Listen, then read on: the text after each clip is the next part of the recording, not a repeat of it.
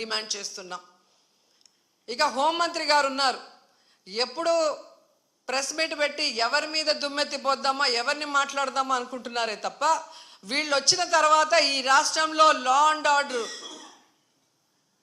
ఎలా దిగజారిపోయింది, మహిళల మీద ఎలా అఘాయిత్యాలు అవుతున్నాయి, ఏ విధంగా మనుషులు చనిపోతున్నారు తోపులాట్లో పోలీసుల నిర్లక్ష్యం వల్ల, వీళ్ళకి కంట్రోల్ లేదనేది స్పష్టంగా అర్థమవుతుంది.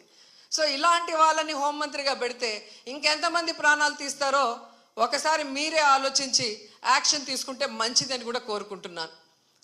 అండ్ మనకొక సనాతన యోధుడు తిరుపతిలో ఆయన డిక్లేర్ చేసుకున్నాడు, నేను సనాతన యోధుణ్ణి, హిందువుల పక్కన నిలబడుతున్నా, హిందువులకు ఏదైనా జరిగితే నేను ఊరుకోను అన్నావు.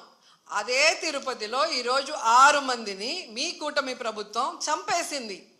దీనికి మీరు ఏం ప్రాయశ్చిత్తం చేస్తారు?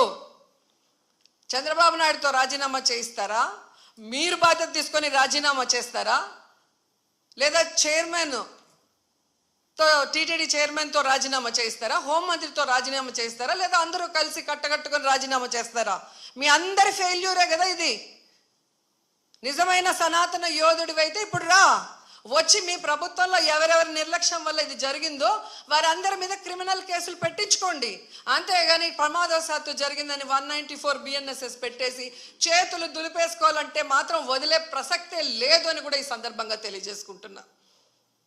అండ్ చంద్రబాబు నాయుడు ఆయన లెగ్గు మహత్యం ఏంటో కానీ ఆయన ఎప్పుడు అధికారంలోకి వస్తే అప్పుడు ఈ రాష్ట్రంలో మనం ఎన్నో చావులు చూడాల్సి వస్తుంది.